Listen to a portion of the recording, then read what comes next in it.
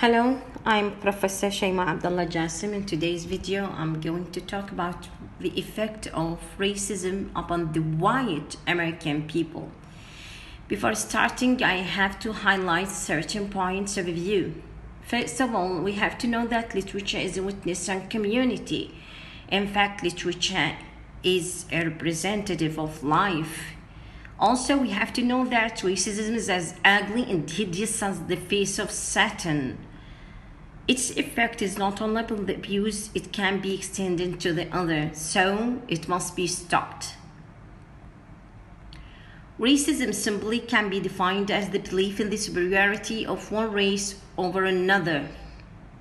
For instance, the superiority of the white among the black people. These are some of the photos, some of the pictures of racism. They show us how it is so ugly and unfair.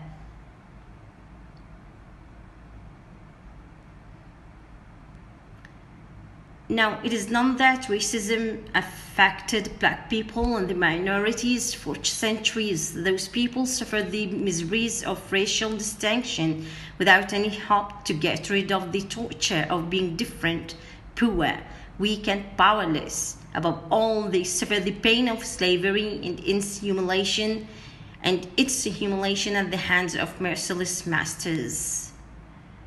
Now, in today's work, and studying a certain work which is entitled Family Tree, which is an American novel written by the American author Barbara Delinsky, we have another perspective, another point of view.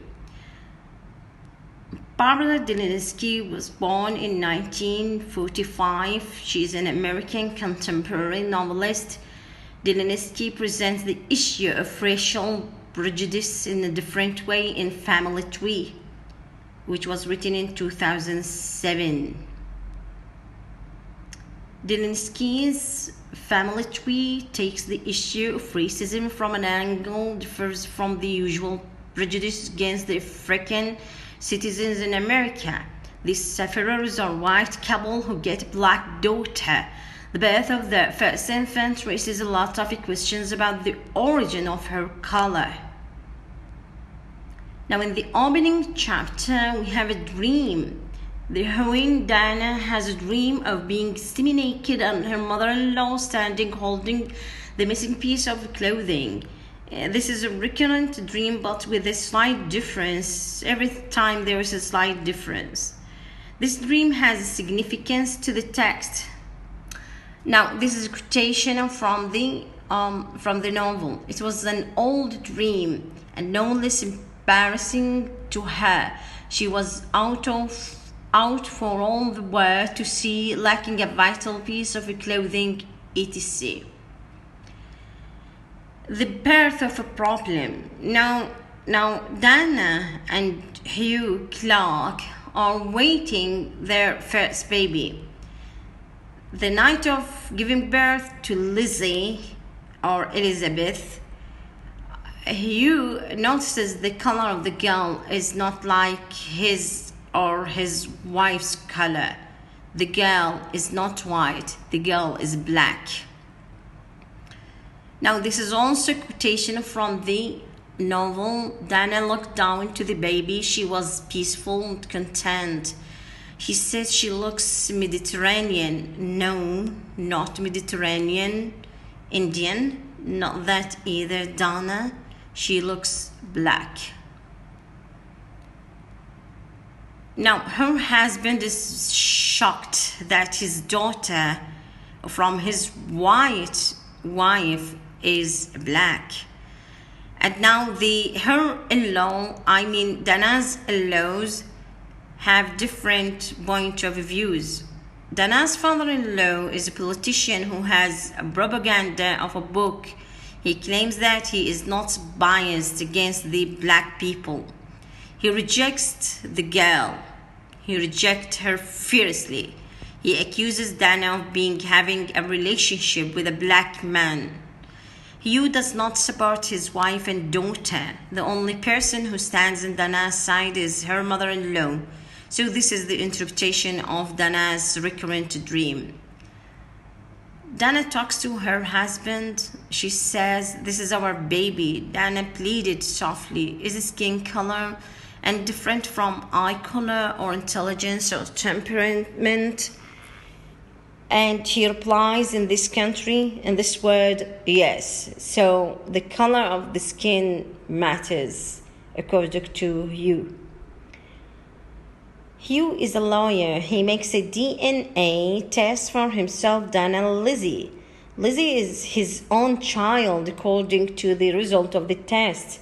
Dana is not satisfied with the result. She must make a search. She does not know who her father is, but when she finds him after a very fatiguing search, she discovered that he is a descendant of a white family. So she comes from a white family. Since Dana's parents are of white origin, from where does the girl get this African gene? Dana and Hugh take Lizzie to the pediatrician to check her. The doctor tells them that Lizzie is a carrier of the sickle cell disease trait. He tells them only people of African origin carry this disease. Now, one of the points that Barbara Delinsky raises in a family tree that expect the unexpected. Now, a test is made to Dana to see whether she is a carrier of the sickle cell disease. If she is a carrier, then the source of Lizzie's African feature comes from Dana's side. The test of Dana is negative. Hugh makes the test. The test of the husband is positive.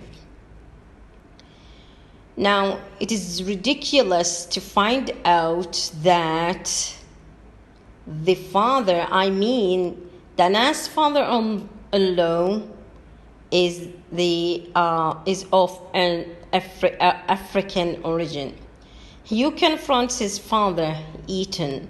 Ethan reveals the truth that he is the illegitimate son of an African American man. This is also a quotation from the novel. "I started thinking about the way you attacked my wife the day Lizzie was born, the way you were so quick to accuse her of having an affair.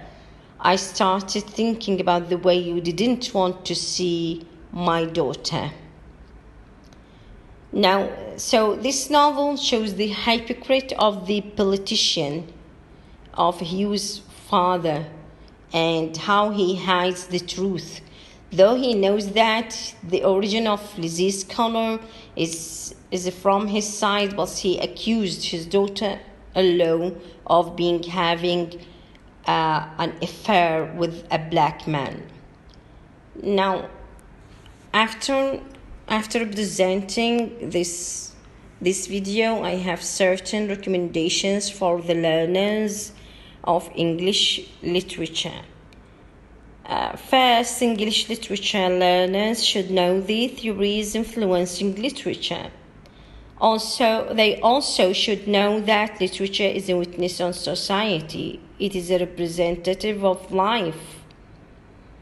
Political theories, struggles, and issues are exposed in literature, so it is interesting to know hidden things of political theories and other things about politics through studying literature.